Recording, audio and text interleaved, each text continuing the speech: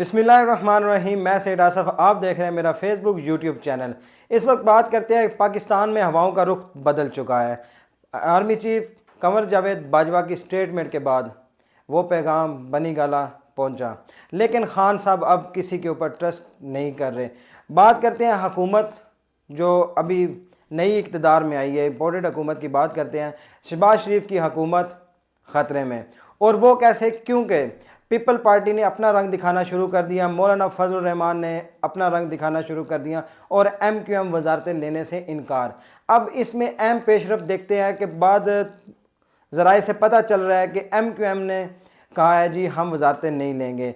और बात करते हैं मौलाना फजल रहमान की, तो वो कहते हैं भाई हम वजारतें नहीं, हमें साथ गवर्नरशिप भी दी जाए। और गवर्नरशिप के हवाले से वो एक नहीं, वो कहते हैं ANP को भी गवर्नरशिप दी जाए। और साथ मैं बताता चलूं कि ANP का सिर्फ एक मेंबर नेशनल असम्बली है। अच्छी खासी बात है, हंसने वाली भी। लेकिन इस दफ़ा आसफ अली जरदारी सब पे बारी, वही दोबारा गेम उसने की है। और बिलावल भुट्टो और अपने बाप बेटे के दरमियान तलख कलामी, मीन तलख कलामी की बात ये हम करते हैं कि बेटा कह रहा है कि हमें वजारतें लेनी चाहिए, बाप कह रहे नहीं हमें आइनी जो बड़ी बड़े ओहदे हमें वो लेने चाहिए। अब आइनी ओहदे की बात करते हैं, सेनेट चेयरमैन की वो कहते हैं हमें दें, हमें कौमी असम्बली दें, हमें जो है ना कौमी असम्बली स्पीकर, उसके बाद हमें सदर जो है ना बनाया जाए, उसके बाद हम देखेंगे। और गवर्नरशिप भी हमें पंजाब की दी जाए। अब नेक्स्ट बात करें कि इसमें मौलाना फजल रहमान का एक ज़राए के मुताबिक ये भी पता चला है कि वो कह रहे हैं कि इलेक्शन की जानब बढ़ा जाए। अब आर्मी चीफ का लाहौर दौरा भी हुआ, उन्होंने जो जिस पे एक तशद्दुद हुआ, जिस मेजर के ऊपर, हारिस के ऊपर, उनकी जो है ना उन्होंने इत्मीदारी भी की, उनसे मुलाकात भी की। मुलाकात के बाद उन्होंने हाज़र सर्विस एयर जो है ना आर्मी चीफ ने जो हाज़र सर्विस जो हमारे फ़ौज के हैं सिपाही, उनसे मीटिंग्स भी की हैं। बाकी सवालात और जवाबात खान के बारे में हुए।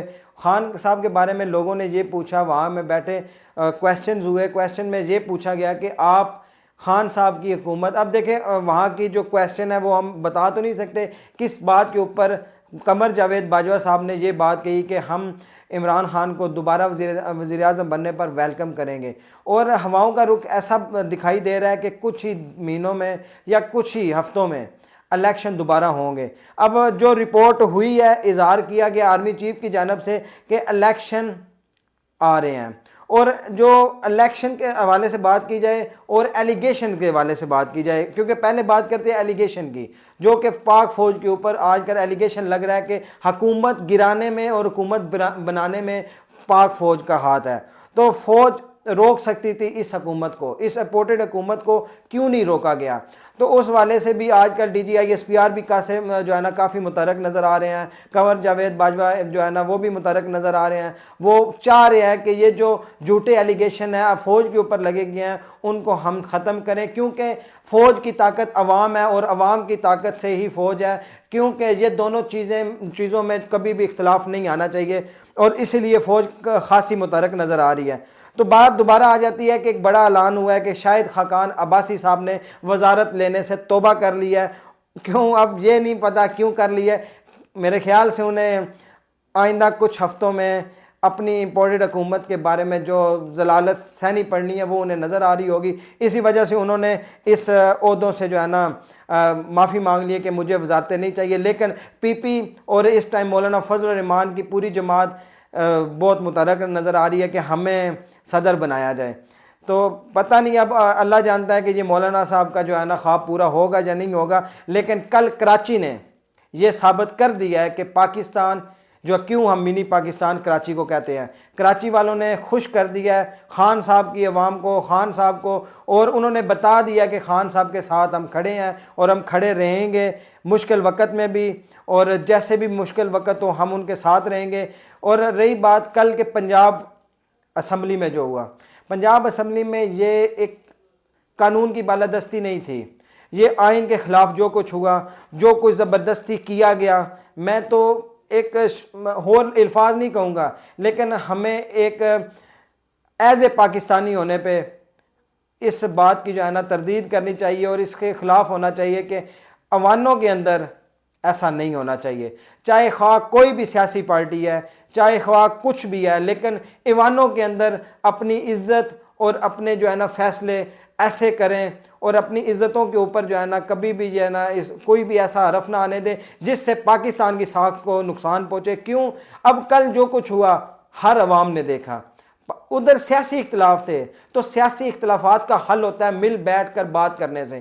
खान साहब ने वो हल बता दिया हुआ है। खान साहब कहते हैं फौरी इलेक्शन करवाया जाए, इसका हल यही है और बेहतरीन हल। मैं भी एज ए पाकिस्तानी यही कहूँगा कि इलेक्शन होने चाहिए, दूध का दूध पानी का पानी हो जाए।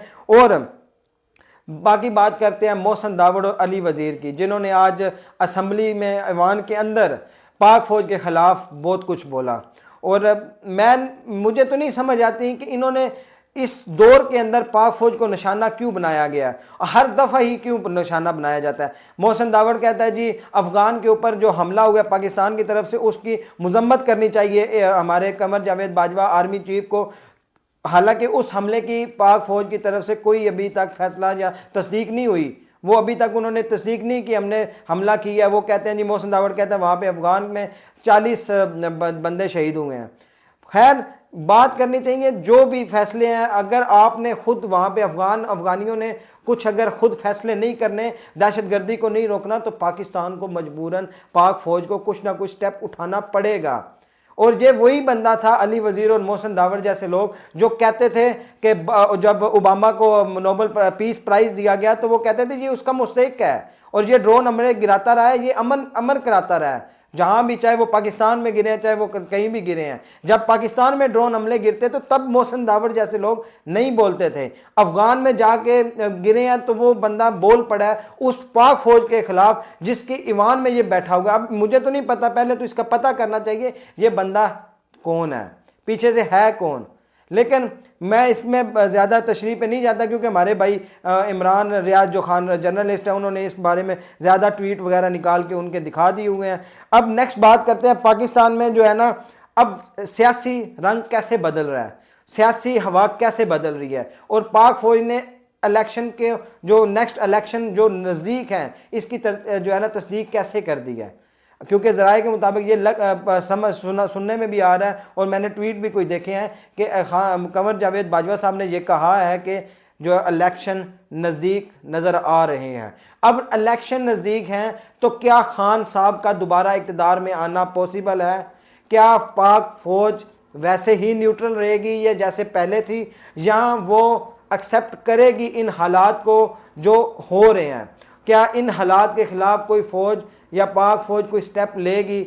और नेक्स्ट बात करते हैं कि हमें जो कल कराची ने जो फैसला सुनाया, कराची की अवाम ने जो फैसला सुनाया, और जब कराची में जलसा हुआ था और सबसे ज़ायद जो बंदे थे वहाँ पे वो कौन थे, क्या कह रहे थे, वो उनकी आवाज़ क्या थी? खान साहब ने सबसे मेन, पहले मैं जो क्वेश्चन आपसे करूँगा और मैं जो आपको बताना चाह रहा हूँ, खान साहब ने कराची के एक जलसे में कहा था और पूछा था, किससे पूछा था? पूछा ये था हुकूमत से, पूछा था उन अदारों से कि जो मुरासला बाहर अमेरिका से आया था, हाँ वो उसमें जो लिखा हुआ था कि आपको हम ये बता रहे हैं कि इमरान खान वज़ीर आज़म रहेगा तो हम आपको बहुत सख्त सज़ा देंगे, अगर इमरान खान वज़ीर आज़म नहीं रहते, अदम एतमाद कामयाब हो जाती है तो हम आपको माफ़ कर देंगे। ये किसको कह रहा था? ये पाकिस्तान जो मरासला आया था, वो बंदा जिसने ख़त भेजा था, जिस कुव्वत ने वो ख़त भेजा था, वो किस बंदे को मुखातब करके कह रहा था कि भाई हम आपको माफ़ कर देंगे अगर वज़ीर आज़म इमरान खान हट जाते हैं, तो अगर नहीं हटते तो हम आपको कड़ी से कड़ी सज़ा देंगे, उसके नताइज आपको भुगतना पड़ेंगे। ये बहुत अहम सवाल है खान साहब का कि वो किस बंदे को मुखातब कर रहा था, वो किस अदारे को मुखातब कर रहा था। बाकी कल कराची जलसे में कुछ लोग ऐसे भी थे, कुछ जिन बेचारों की जिम्मेदारियां थी, कुछ टीवी शोज़ के जो बंदे थे वहाँ पे, वो बड़ी मुश्किल से जो है ना खाली जगह ढूंढ रहे थे कि खाली जगह ढूंढें और उस पर हम वो है ना वॉइस ओवर करें, जो जैसे कि करंट जलसा चल रहा है इमरान खान का, उसके ऊपर वॉइस ओवर करके हम दिखाएं, शो करें कि जी खान साहब की स्पीच चल रही थी, जलसा तो खाली था। लेकिन नहीं, कल अवाम को पता चल गया है। कुछ दिन पहले जो पेशावर में जलसा हुआ, लोगों ने अपना फैसला सुना दिया है। क्यों? अवाम की अदालत सबसे बड़ी अदालत है। खान साहब ने यह भी साथ पूछा था, मैंने कौन सा गुनाह किया था जो रात 12 बजे अदालतें लगीं, मैंने कौन सा वो जुर्म किया था जो रात को 12 बजे अदालतें लगीं, क्योंकि मैं तो एक आइन के मुताबिक काम कर रहा था, मैं वज़ीर आज़म था उस टाइम। रात को अदालत खोलने का क्या मकसद था? ये अब खान साहब के सवाल हैं, अब जवाब तो देना पड़ेगा इनको। क्यों? अवाम की अदालत में जवाब हर एक को देना पड़ेगा, और सबसे बड़ी अदालत जो ऊपर बैठी है उसके आगे कौन कौन जवाब देगा। अब बात करते हैं मियां शहबाज शरीफ की। हफ्ता होने को है, कोई वजारतें, कोई ओहदे नहीं दे पाए वो। अभी तक अशरफियां बांटी जा रही हैं, अभी तक वजारतें बांटी जा रही हैं, अभी तक फैसले नहीं हुए कि कौन बंदा किस ओहदे पे फायज होगा, कौन बंदा किस ओहदे पे बैठेगा। अभी तक ये फैसले नहीं हुए, हुकूमत क्या होगी। बाप वज़ीर आज़म और बेटा वज़ीर आला। बेटा कहता है जी मुझे हलफ उठाने दें, और गवर्नर पंजाब कहता है कि मैं हलफ उठाने नहीं दूंगा। खैर, नेक्स्ट बात होती है क्यों गवर्नर जो इन्होंने हटाया, इन्हें कहा जी गवर्नर पंजाब ओहदे से मुस्ताफ़ी हो जाएं, और गवर्नर पंजाब ये कहते हैं कि मैं उस टाइम तक मुस्ताफ़ी नहीं होऊंगा जब तक सदर की तरफ से मुझे कोई नोटिफिकेशन नहीं आएगा। अब ये बाप बेटा दोनों हुकूमत कैसे चलाएंगे?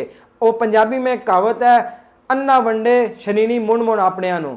अब इनकी कहानी इस तरह हुई बड़ी है कि ये दौरे तो चल कर रहे हैं, ये हर रोज़ कोई ना कोई साइड विजिट कर रहे हैं, लेकिन भाई कुछ वजारतें तो दो, कोई ओहदों पे तो बंदे फाइज करो, हमें भी पता चले वजारत खारजा कौन है, कौन बंदा संभाल रहा है। जो मिनिस्ट्री ऑफ डिफेंस है वो बंदा कौन संभाल रहा है, जो मिनिस्ट्री ऑफ एजुकेशन है वो बंदा कौन संभाल रहा है। यहाँ पे कुछ भी नहीं समझ आ रहा। यहाँ पे बस ठीक है, हलफ बर्दारी होगी, ओहदा हो गया, बस चलो जी हुण तुसी वज़ीर आज़म हो तो कहानी खत्म, हुण बस चली चलो। नहीं यार, इस तरह नहीं होता, इस तरह हुकूमतें नहीं चलती। अवाम को दिखाओ।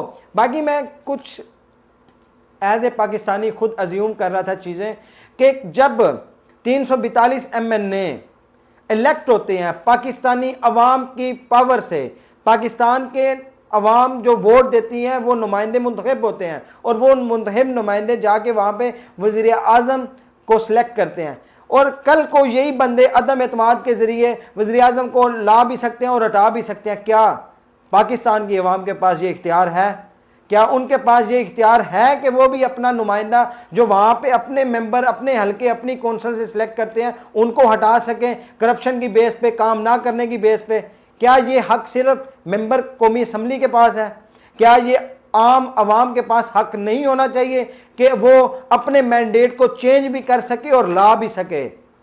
क्यों अब ये जो पाकिस्तान में इंतशार फैला हुआ है, ये क्यों फैला हुआ है? अगर अदलिया, मेरी मोअज़्ज़ज़ अदलिया इस बात का फैसला कर देती कि ये जो मुनहरफ अरकान है इनके साथ क्या करना है, तो आज ये ना पंजाब में सूरत हाल होती, ना आज ये वफाक में सूरत हाल होती। मैं बड़े अफसोस के साथ ये बात कहना चाहूँगा, मैं एक आम शहरी हूँ, मैं एक रिस्पेक्ट करने वाला शहरी हूँ अपने अदारों की, खा वो अदलिया हो चाहे वो पाक फौज हो, लेकिन कुछ फैसले तो घंटों में हुए हैं, कुछ फैसले तो रातों रात 12 बजे हुए हैं। क्या ये वो फैसले नहीं थे जिनके ऊपर अवाम का हक था? क्या वो फैसले नहीं थे? क्या वो अवाम कुछ नहीं है? ये बैठे वहाँ पे ईवानों में ही सब कुछ है। खैर, इसके बारे में पाकिस्तान की अदलिया और पाकिस्तान के गवर्नमेंट को सोचना चाहिए कि कल को ऐसी सूरत हाल पैदा ना हो जिसमें मुल्क की मईशत और हाकमियत सालमियत नुकसान में जाए। हम बात दोबारा करते चलें कि अवाम की अदालत में खान साहब अपना जो केस है वो रख चुके हैं, अवाम ने फैसला सुना दिया है, अवाम ये समझ चुकी है कि ये आज़ादी की जंग अवाम ने लड़नी है। तो अवाम को चाहिए, और अवाम को समझने वाले लोगों को भी चाहिए जो कि ऊपर इतने ओहदे, बड़े ओहदों में फाइज हैं, उनको ये समझना चाहिए कि वो अवाम का भी साथ दें और इमरान खान का साथ दें, हक का साथ दें, बातिल का साथ ना दें। तो इसके साथ मुझे दें इजाज़त। अस्सलाम वालेकुम।